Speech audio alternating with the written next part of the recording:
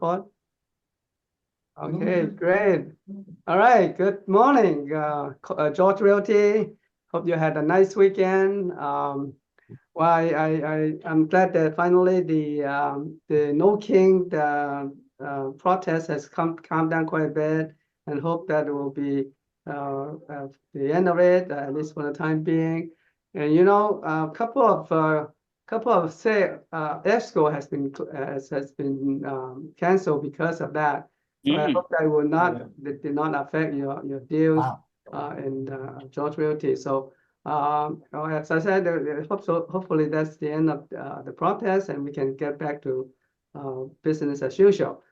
Well, I'm still worrying about the Israel and Iran war, but that's nothing we can do about it. And you know, that's the global event, and we just have to concentrate on what we do best, which is doing our real estate business. Okay, and this is a terrific time to do business in real estate.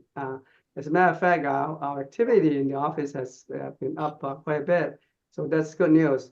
And you know, if you need any help from us, Michelle and I will be here to help you, and you'll have our full support. Okay, now with that, I would like to introduce our affiliates today. As you know, that Nancy Chan from Lawyers Title will be our affiliates affiliate spotlight today, and so I will introduce her last. So let's start with John Wax. John, go ahead. Thank you, Peter. Thank you, Michelle. I just want to say that I hope they all had a great Father's Day. The mothers that act as fathers as well, and I just want to remind you, this is a great time to reach out to your clients, whether it's phone, text, email, door knock. If you're door knocking, drink water, bring water with you. This is a great time to reach out, remind them that you know what's going on in the business and you want to help them understand the market, and they may be in the right position to do something, whether they buy or sell, but you'll be the one top of mind to them. The other thing that I want to let you know, and the change, I've already talked about it, on July 1st, the change of the FHDS car form that we include in our reports is now adding 12 retrofitted to the home hardening part of the form. And that 12 questions are also the same questions that insurance companies, before they issue quotes, are looking to as well. So it's a good guideline to find out, hey, how can I protect my house? How can I ensure that I know what's going on with the house, and that I've done some things to make sure my house is reduced fire risk. And it's a good thing to do. I will be setting up something with Michelle to go over that with you guys. But I just want to let you know, for leases, if you're doing leases, do something. Whatever it is, do it. Be consistent, be persistent. And for leases, we have the free renters report. Take advantage of the property tax estimator. It's right at the top of our page. And if you're working buyers, the hazard preview is a great tool to figure out before you put the order on a property whether or not it's affected by a hazard, especially fire, and then you know ahead of time how you approach it and who you contact regarding getting quotes and things like that. And I thank you very much. I'm blessed to be a part of this meeting for so many years. And let's have a great sales day. I'm looking forward to hearing what Nancy has to say about the industry. And thank you so much. My information will be in the chat. Thank you, John. You're always very informational, and I know that there's a lot of changes in the forms. Maybe one of these days you can tell us all about it. Okay, great. All right, next is Nicole Manat from Fidelity National. Nicole? Good morning, everyone. Happy Monday. As John said, I hope you all had a fantastic Father's Day weekend. And as you know, summer is just around the corner. I know you're having a celebration on Friday to welcome summer, first day of summer. So with that being said, we have the resources and tools to help you to get out, to get in front of your sphere, your farms. And since summer is starting, a good time for those that have swimming pools, you can send them maintenance tips and ideas. Also, other maintenance tips as well, besides swimming pools. These are some different ideas to share with them, as well as those that have listings that may be sitting on the market a little bit longer. It might be time to have conversation for price reduction. If you're needing tips and resources, please reach out to me. I'm here to help, and I look forward to celebrating with all of you on Friday. Have a fantastic day. Nicole and Yvonne, Fidelity National Title. Thank you so much. Thank you very much, Nicole. Looking forward to the party this Friday. All right. Okay, and the next is Unita Wu, HWA Home Warranty. Unita, go ahead. Peter, thank you, everybody. I hope everybody's doing well and have a wonderful Father's Day weekend as well.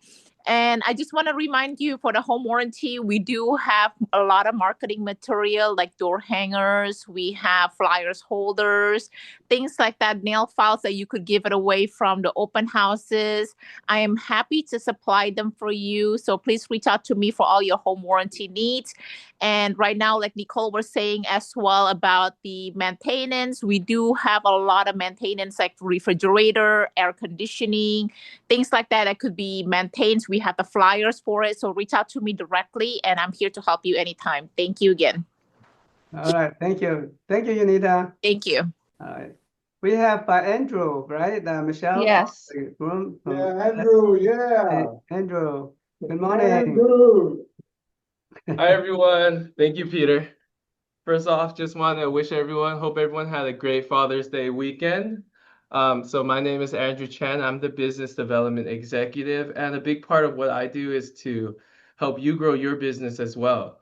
So now with the summer coming, there's many opportunities. So a lot of realtors have been reaching out to me for social media support. They want to grow their social media presence, different events. They want to get involved in the community. There's many opportunities to get yourself out there. So if there's anything you're interested in, you see other people, you see other interesting things that people are marketing, you don't know where to start, please feel free to reach out to me anytime. I would love to help you. Even something I don't know, I would love to learn and help you as well. So please feel free to reach out.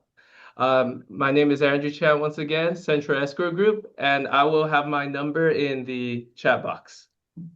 Thank you, Andrew. Thank you very much. Peter, may I say something really quick? Sure, sure. I forgot to mention, for those of you that joined the call on Thursday, most of the county recorder offices are closed with the exception of Orange County because of Juneteenth. So just wanted to let you know, and our offices are closed as well. Okay. Thank you. Thank you. Thank you. All right. Are there any more affiliates other than Nancy? Oh, if not, I would like to welcome Nancy for our affiliate spotlight today. Nancy is from Lawyer's Title, and she always has good information for us. Go ahead, Nancy. Good morning, Peter, Michelle, everybody. I'm glad to see Andrew. Andrew works really hard. Hello, Andrew. Hello. Hope to see you soon. Yeah, I'm going to talk about something that happens a lot. And we talked about how title company can help you. Of course, we want to help you grow your business, but we also want to help you prevent problems when you go into escrow, because we want you to make your money, get that check, so you don't have any hiccups or problems before, during, and after the sale. Okay, now, and we talk about who are selling now. Who are the sellers right now? A lot of them elderly. Okay, they're the people that want to downsize. Their life have changes. They move to other places. So I see a lot of trust, and I've been referring a lot of people, realtors, to some of my attorney that does trust. So this is a very popular, or we see it a lot now. The seller is a trust. Okay, let me give you when you transfer your property to a trust. Years ago, and I think Peter and I older agent will know. If Nancy Chan transfer my property to a trust, I can just do a deed. Nancy Chan grants to Nancy Chan's living trust, and then the date, July 1st, 2020, whatever, you put the date there. The county, since like maybe 15, 20 years ago, won't record that anymore.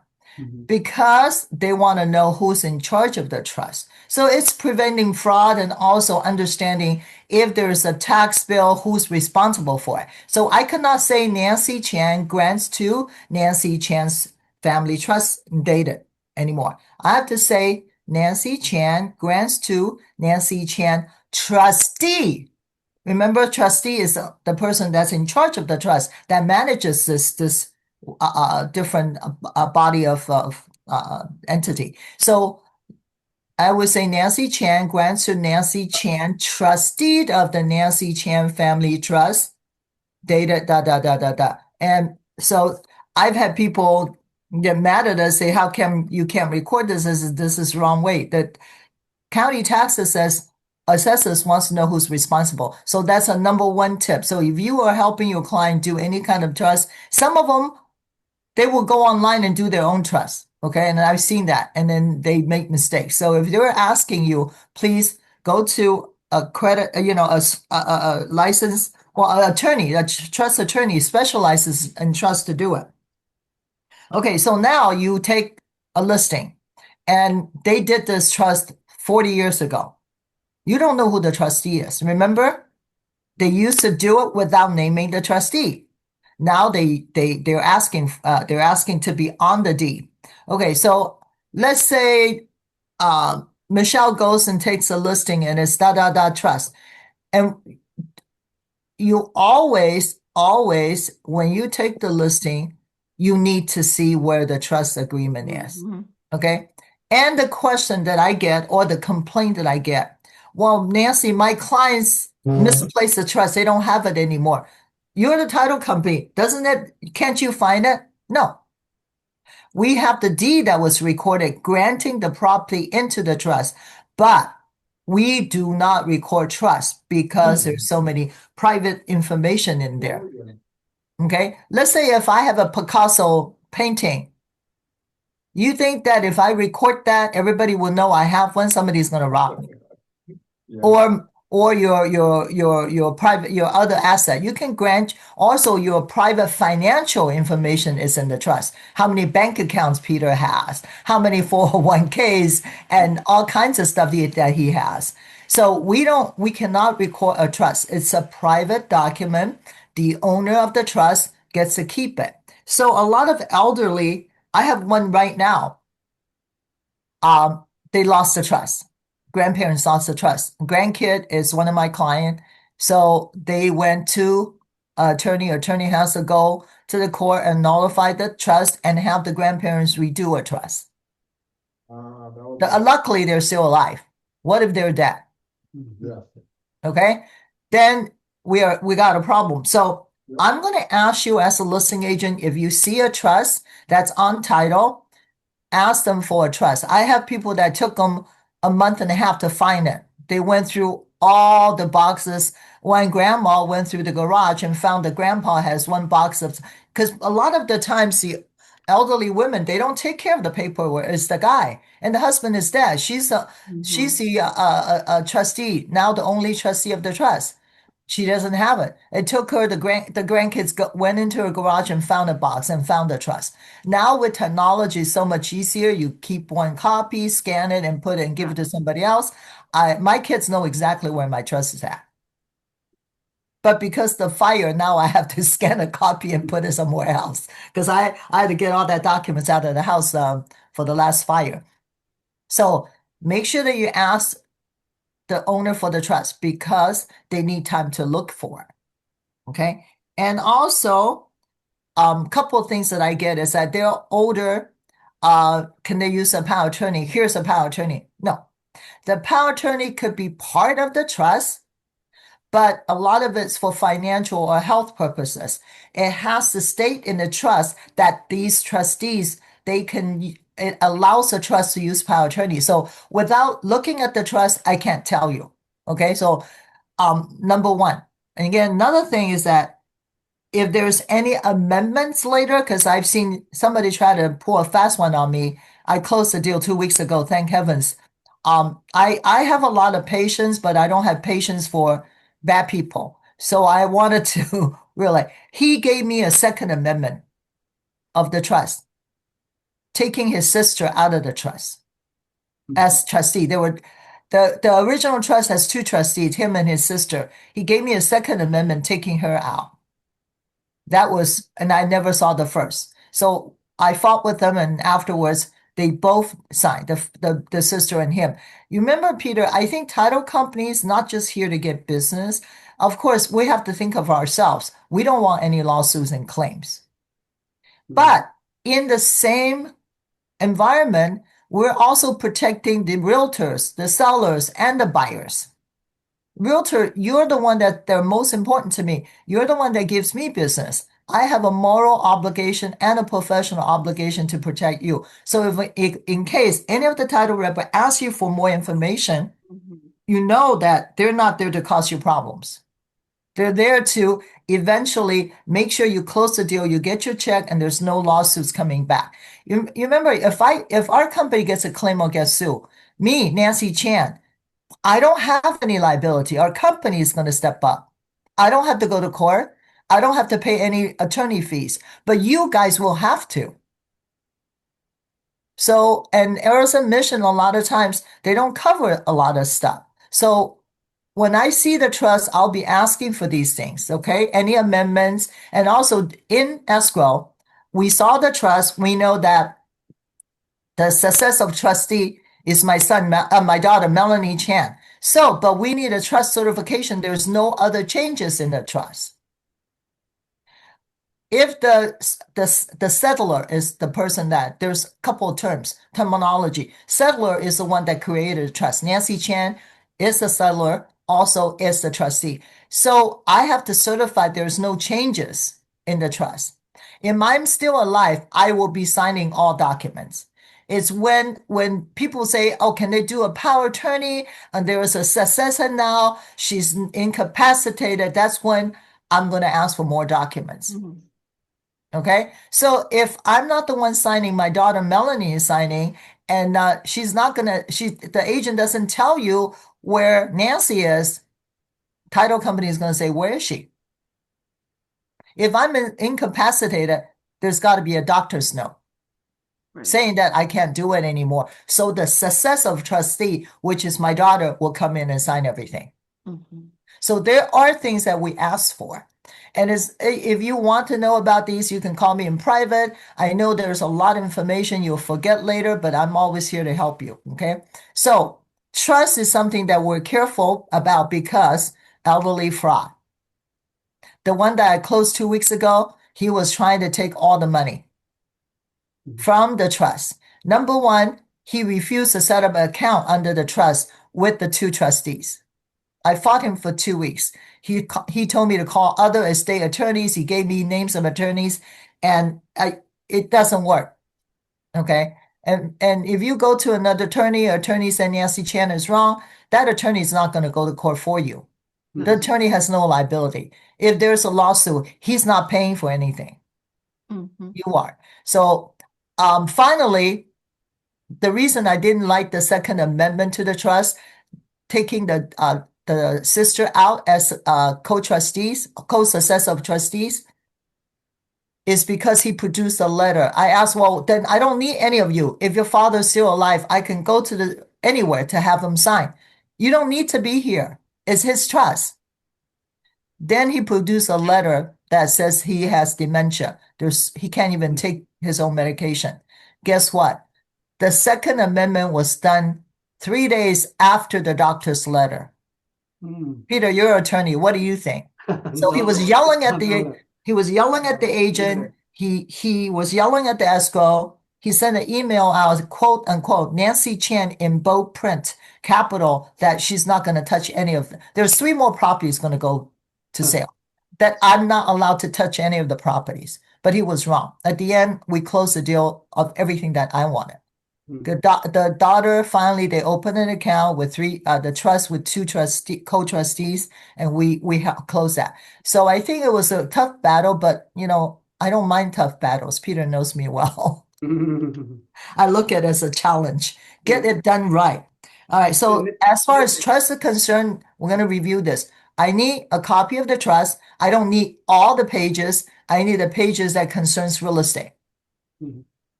The first page of the trust, the date, the page where all the properties are in there, the signature page, and a trust cert that nothing has changed.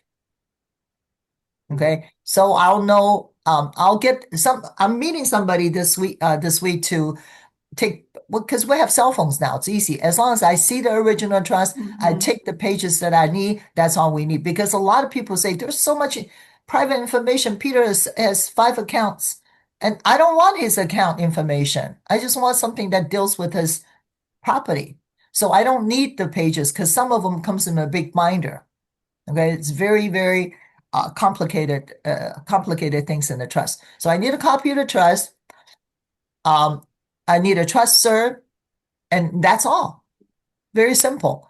And if the property is in the trust, we search the property profile, it's in the trust, so we're good to go. All right, it's not that complicated. Yeah, Nancy. Yes. For the sale of the property, some of the title companies, they don't accept the general power attorney in the trust. They need a special, very specific power attorney pertaining to that particular property. Is that what you require in your title company? That's a good question, Peter. Most of the power attorney that we get from the trust, okay, it's a power attorney, but that power attorney is good. As long as it states in the body of the trust, they're allowed to use that power attorney. A lot of people didn't do that. They just do a power attorney. Even trust attorney, they will do a trust and didn't mention, say this trustee will allow, settlor and trustee will allow somebody to use the power attorney in the back or something. But the power attorney, even though it's general, it didn't mention the property, but it has a statement in the trust body itself saying a power attorney is allowed. I'll take it any day. Yeah. They most of the general power attorney in the trust, they include the real estate also. But even that, some title company wants a specific type of power attorney mentioning specifically that property. Peter, I've taken that power attorney as long as in the body of the trust it said there is a power attorney, they can use a power attorney to sell property. That statement has to be in there. Yeah. Okay. Because I just have one. The power attorney has all the properties in there, and it says financially, document, contracts, and everything. So all the wordings if the wordings the verbiage are correct, we'll take it. Most of the general power attorney in the trust, they don't have the list of property in there because those property changes all the time. They buy and sell all during the lifetime of the trust, and so they probably don't have a specific address for the property. So I have to look at it. Title insurance company wants to have the specific address of the property, particular property. Yeah. It's called a special power attorney. I don't think general power attorney and special power attorney has any difference as long as it has a correct verbiage and a correct statement in there, personally. But if you're getting a loan for a property, the lender wants a special power attorney, I don't get it. That they go by the verbatim that word special, even though the content might be the same, they still want that special on there. So case by case, I will look at it myself. That's why I tell my people when they get a listing, send me all the document first. We get all the ducks in a row. We don't have last minute surprises.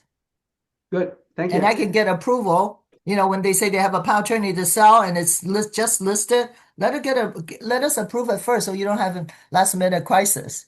Right. Good. Okay. All right.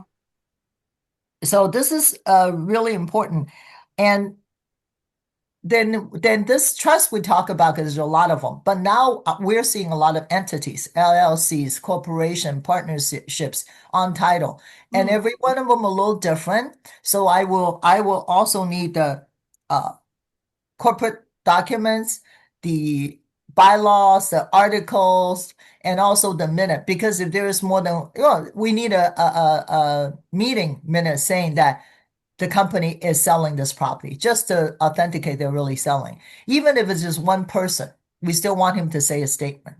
It's just, we get audited too by our underwriters.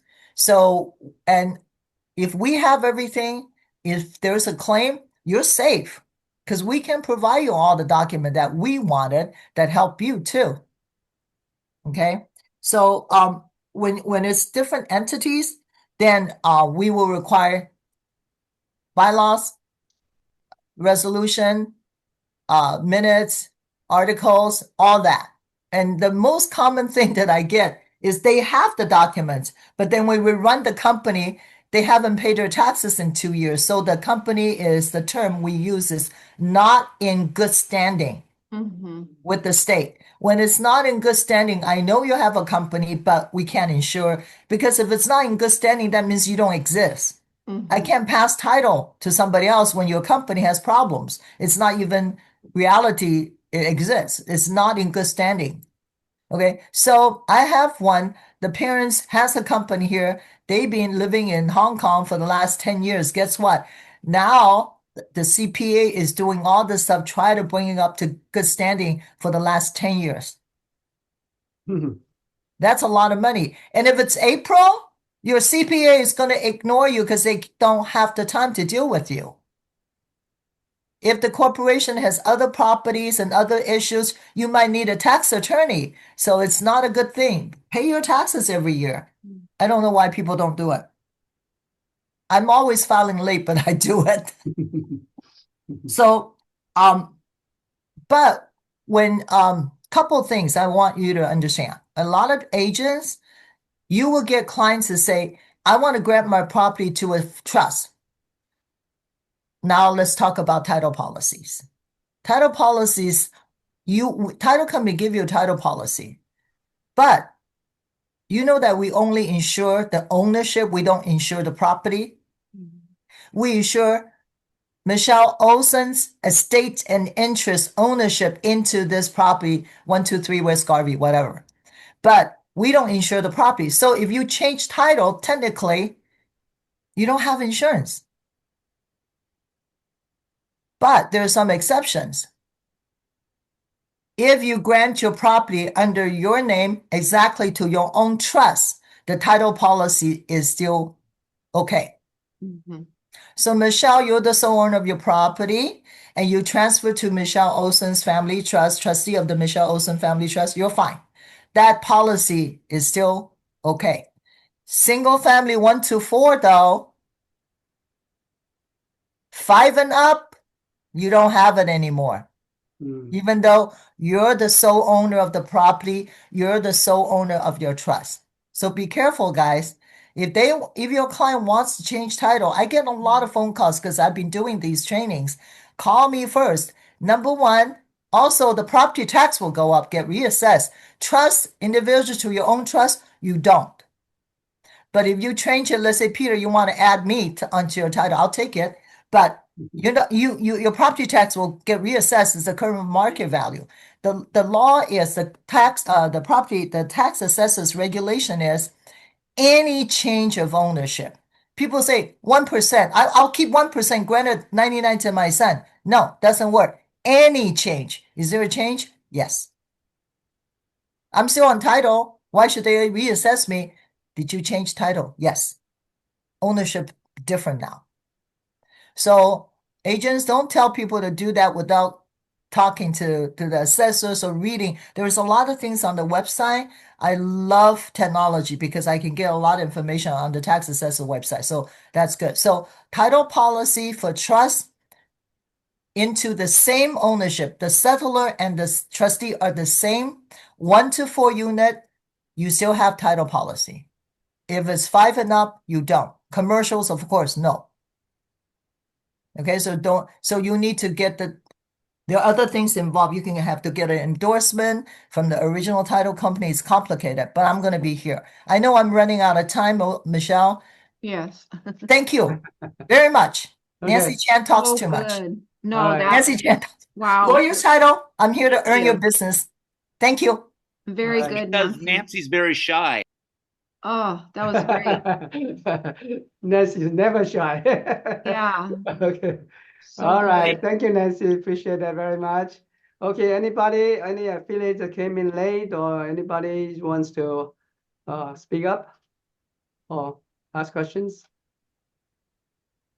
Okay, if not, I have a few announcements to make, and for those agents who had been or had taken the class CLE win, Josh Bass is issuing the certificate of the commercial real estate agent for this week. I already received mine this morning, and I'm sure that Michelle got hers too. Yes. So for the people who have completed their class, you're supposed to receive a certificate as well if you register with George Bass. Okay. Then if you have not, and by the end of this week, let me know, and I will contact George Bass to follow up on that. Okay.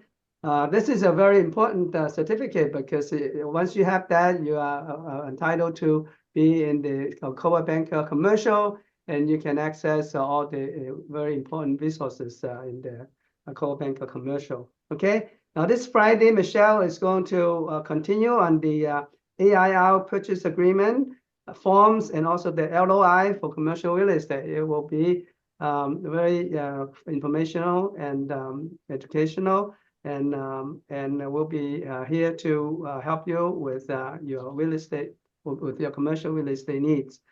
And this Wednesday, very important, we have we invited eviction lawyer, professional eviction lawyer, to talk to us about eviction moratorium, rent increases, and rent controls, and how to evict tenants and circumstances. And this eviction process is very complicated, and I don't suggest you to tackle it for your client, and you always have to consult eviction lawyers, and this is a good opportunity for you to come and learn about the eviction process and the rent control. So this Wednesday at 1 o'clock, lunch and learn. Light lunch will be served and in the training room, Hamper office. Okay,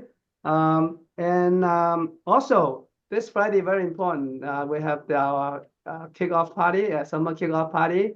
It's from 3 to 6. All the affiliates are invited, as well as all the agents are invited. And we'll have a lot of food, a lot of drinks, and a lot of chit chats. Okay, this is a good time to come out and mingle with your colleagues and share your information, share your connections.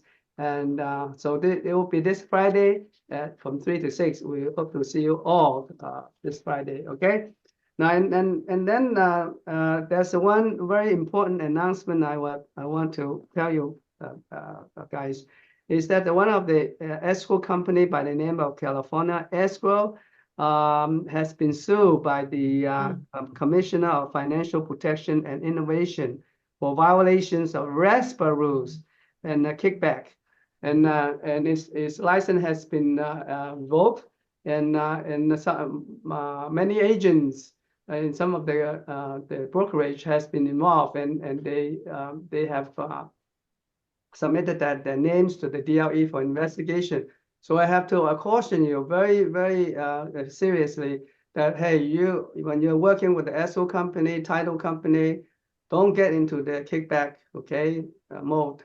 And any kickback will be a violation of RESPA rules, which is the federal offense, and they will prosecute you, And so, even if you can get away for the time being, sooner or later you can be discovered and get sued. So be very careful. And if you need any more information, just come to me or Michelle, and we'll get you posted. Okay.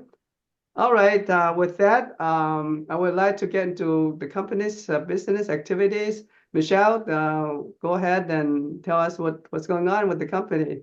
Hopefully it's good news. Yeah, we have had a fantastic past week. We've noticed an uptick in people being in the office, and I'm always so excited to see that.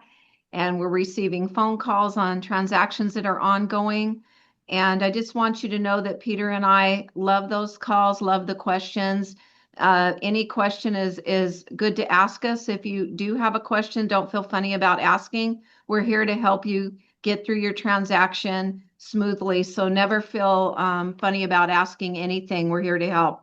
So with that, let's kick it off with our escrow. Open escrows. We have 351 California Street, and that was opened by Kathy Chu. It's a lease for $4,700 a month. 1026 Walnut Grove in Rosemead, 1.3 million. Alden Lai is the listing agent. Shumei Cam is the selling agent. 9107 West Sunset Boulevard in Hollywood, a lease by Karina Pang. Congratulations. 15 South Chapel, number A, Nina Shu. It is a condominium at 1.270. 193 Nicholson Avenue in Monterey Park at 889. Shumei and Harrison Cam are the listing agents. 168 South Monterey Street in Alhambra for 905. Nina Shu is the listing agent. San Gabriel Boulevard in Rosemead, $850,000. Shumei Cam, Harrison Cam have double-ended on that transaction. 168 South Monterey Street in Alhambra at $735,000, Nina Shu. And 211 North Pasadena Avenue, Antonio Rodriguez at 770. Congratulations on our new escrows, and we will move to the new listings this week. It's been quite a week. So 14332 Paradise, I think that's Paradise Drive in Fontana. 659 Rosa Reyes, congratulations. 684 East Lee Place in Azusa. 559 Lucy Clark. 15221 Glen Hill Drive in Hacienda. 1.850. That is Shumei and Harrison Cam. 1026 Walnut Grove Avenue. 1.350 Alden Lai. 31735 Williams. That is a lease. That's $5,700 a month for Kathy Wong. And we have another lease in Apple Valley, 14835 Kenyon Road, and that is Sharon Chow. And we have a sell at another listing at 1.420 Nina Shu, and that is Monterey Street condominiums. Another one there at 908, and she has 5 of them, so it ranges from 932 to 1.420. Congratulations for all the new listings. And we have a closed escrow. We had a really good week on the closings as well, so congratulations. It's Muscatel Avenue in Rosemead at 1.3, closed by Sunshine and Reuben. It's a residential. And 9059 Arcadia Avenue, a lease closed by Ming Lee. 419 Chandler, 2 of them closed by Nina and Tatiana on both condos. 1661 Hanover Road, it is a lease closed by Shumei Cam, and that lease, it's a smaller unit, and that's 78,000. Commercial leasing is very good to get into. 419 North Chandler, 725, that is Nina and Tatiana. 2035 Sepulveda Boulevard, Buddy at 675. 471 West Duarte, 600,000. That's Lily Yun. 17557 Winway for $1,050,000, and that is Richard Wang and Lance Yu. Let's see, 14761 Hamilton in Fontana for 600,000. Ruben in Sunshine. What a fantastic week. All of your effort. Bravo. So good. Thank you so much, everybody. Congratulations. Very good, very good. Our agents are working very hard, Michelle, the last Yeah, week they are. It's and for the amazing. last few weeks, actually. Yeah. So So happy very for pleased. everybody. Yeah, everybody's very excited coming to work, and we always have good good time chatting and networking. So I would really encourage the agents to come in. It's a very nice atmosphere now in the Alhambra office. Okay, and also we welcome the affiliates as well to visit us if you can, if you have time. Okay, with that, do you have any questions for us? Any reduction in price or new listings or new escrows that we have not mentioned? So any more announcements, Michelle? Yeah, one thing, Jimmy brought this in, so I'll show it very quick. He has can you see it? Oh yeah, I can say it now. Okay, Yeah. so there's a source that he found that makes these little snack bags. If you want them, he found a person that can do this for your open houses. It is a cute setup, and they put your name and picture. So if you're interested in that, Jimmy Garcia has the contact on it. It's a very cute setup. Very good. Thank you. All right. Any more questions? Oh, Any wait, announcements? Cecilia has something. Yeah. Oh, Cecilia. Okay, go ahead. Yes. Hi, good morning, Igor. You just mentioned about the certificate. So it's only for wind and navigation because we have two. The certificate came out only for CRE when navigation is still going for about 5 more weeks. Yeah. Yeah. Okay. All right. Anything else? Oh, I look forward to seeing everybody on Friday. All right. Wonderful. Yay. Wonderful. Okay. If not, then I will share the screen and tell you something that I would like you to share with you today. Okay.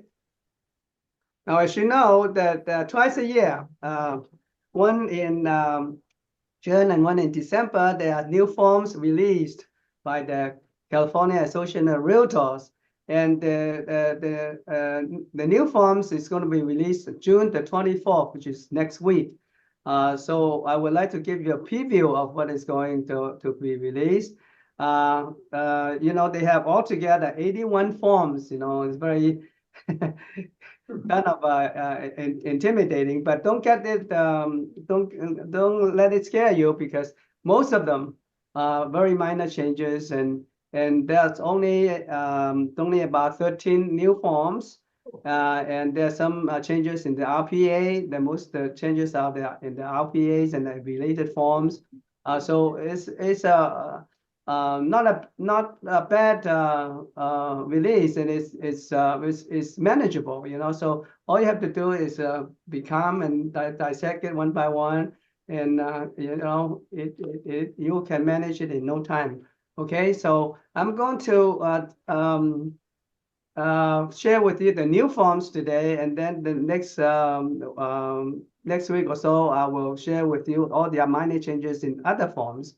And then when I send you the PowerPoints, I'll also send you the preview of those forms, the new forms that I talk about today. Okay, so let's go into it right now. So the major changes to the RPA effective June the 24th, 2025, there are essentially 4 things that they change. The first one is they remove the 3G3 buyer affirmation concerning the buyer representation agreement. Remember that 3G3 forms is in addition to the amount of compensation that the seller agreed to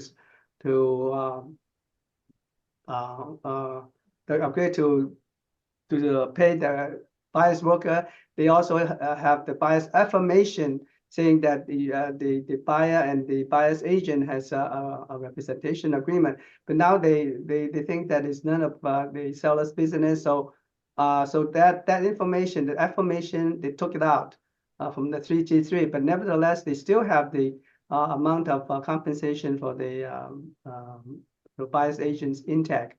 Okay, the second thing that they changed is they added language in the 19D that tells the escrow to follow up on the instruction on the 3G3 compensation and to offset any of the buyer's payment by the amount sellers pays. In other words, they give the escrow the authority to follow up on the compensation issues. And then the third one is they have advised in the 18A that the buyer agent should not receive more compensation than specified in the buyer's representation agreement.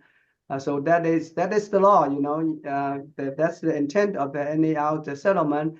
A buyer's agent, in order to get paid, they have to get the authorization from the buyer as to how much they can get paid, what's the maximum they can get paid, and they cannot pay more than that. That is the spirit of the law. Okay, and then the fourth things that they change in the RPA is that they added language to conform to the changes in the FHDS, which is the fire hardening and defensive space form. As John mentioned that there's a lot of changes in FHDS form, and so in the RPA they make the changes visible in the RPA agreement. Okay, so those are the four things that they changed, the major changes in the RPA. And then the forms that are affected by the changes in the RPA are the residential, the income property, commercial property, notice of default, vacant land, new construction, and condo conversion, and already built subdivision. All these forms, because of changes in the RPA, they have to have corresponding changes in those forms. So those are included in this in the form release. And the new forms they have, as I mentioned, they have about 13 new forms. The first one is addendum, which is a generic addendum, which you can use it to supplement all the addendum to all the other agreements,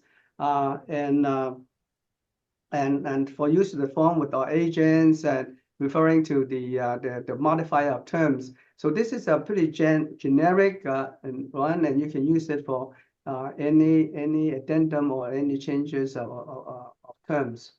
And then you have amendment to the prior disclosure, APD.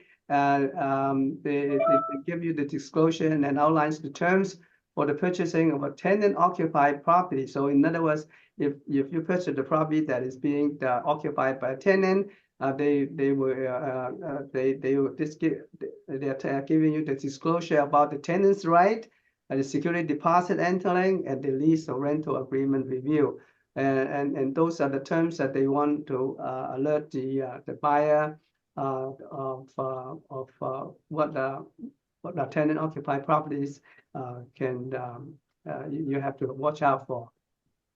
And then the liquidated damage and arbitration the clauses, and they want to get an additional signature addendum so that instead of initial, you have buyers and the sellers sign the liquidated damage and arbitration.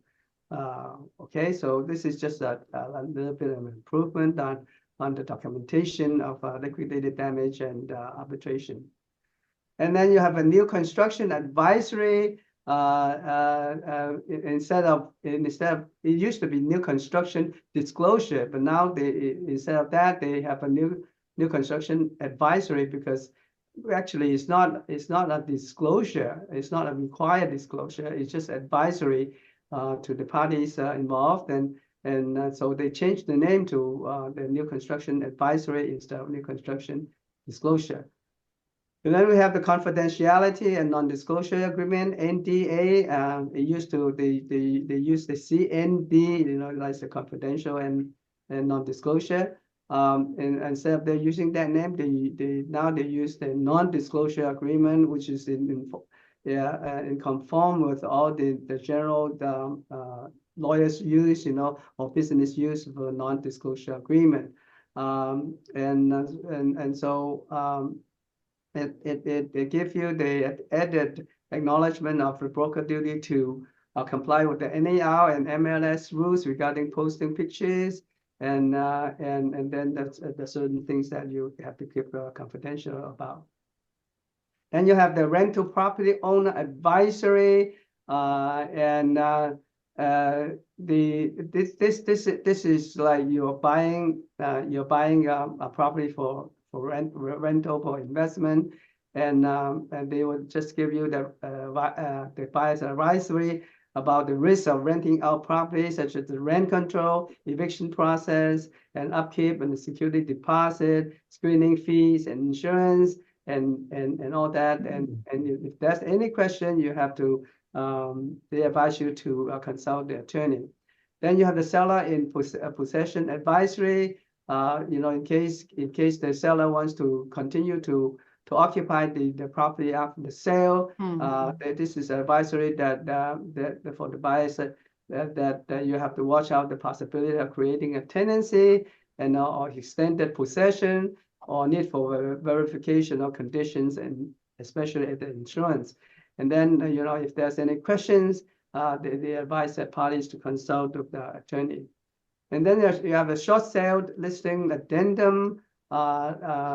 This is the information that, they removed the SSIA, and instead they substituted short-term listing addendum, and it is for sellers only, and moved 2 paragraphs of the SSIA into short-term, short sale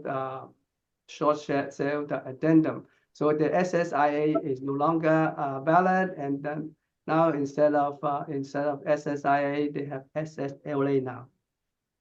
And they have a move-in inspection summary. When you move into the property, and this form identify the items that it needs attention, and you have sometimes you have to take the pictures before you move in to the premises. That's required by law now. So they have a brand new summary, move-in summary inspection. And then they have a move-out inspection summary also, which is similar to the move-in inspection summary. And sometimes you have to get all the pictures to substantiate the damages and the things that the tenants have done. And then you have a short-term rental advisory, which is like for Airbnb. When you have short-term rental, short-term rental means any rental that is less than 1 month, like for a weekly rental or a few days rental. Those are short-term rental, and identify to the areas for the clients to investigate and to determine what the risks of the short-term rentals are, such as you have to check with the HOA or the city restriction or prohibitions. You have to talk about taxes, about legal compliances, and a lot of rules and regulations governing the short-term rental. So all these will be outlined in this form. And then you have the team member exit agreement. Remember, some of the brokerages, they have a team consisting of several agents, especially in commercial real estate context. Some of the agents, 4 or 5 or 6 agents will group together and form a team, and they work as a team. So it's just like a small brokerage, and then those covering the process will be addressed as the team leaders, and similar to the supervising broker in the brokerage. And when some of the team member exit the team, they have to have agreement, and this is the new form that will set in the terms of the agreement when the particular team member exit the team. Okay, and then lastly, some of the forms are discontinued. That means they are no longer used. You cannot use them, and it's not available in the CAR forms. The first one is the disclosure and modification of bias representation agreement, DMPR, no longer valid anymore. And then the second one is disclosure and modification to listing agreement. That is no longer valid as well. And then you have and then you have a new form, which is the new construction property disclosure instead of statement, and instead of and that one is discontinued and is replaced by the new construction advisory because of the confusion of the terms. So it is not a disclosure at all. It is advisory, and it's discretionary. Okay. And the fourth one is the short sale, the information advisory, which is SSIA, which I mentioned, is no longer valid, and it is replaced by the new form SSLA, effective June 25th, 2025. Some items are put into the short sale addendum. So in other words, it's pretty much the same as SSIA, but they have a brand new look and brand new material for that form. So this is about the new forms and the discontinuous forms, and I will also send you after this presentation, I will also send you the draft forms of those forms that I talked about today. Okay, if there's any questions, you can always ask me or Michelle. So any questions so far? I know there's a lot of things to go over with the new forms, but don't get intimidated by it. Okay, and we did it every time, so this is no exception. We'll go through it methodically. Okay. Peter, Yes, Camilla. this is Camelia. Yeah. I have a question about, how you have to take pictures before move in, after they move out, Yes. and after the corrections. Is that for landlords as state law, or is that for? Yeah, it is this. It is a state law now, right? Or is that for DR? Is that from the DRE for agents when agents are involved? No, it's the state law now. You for before and after you have, in order to deduct the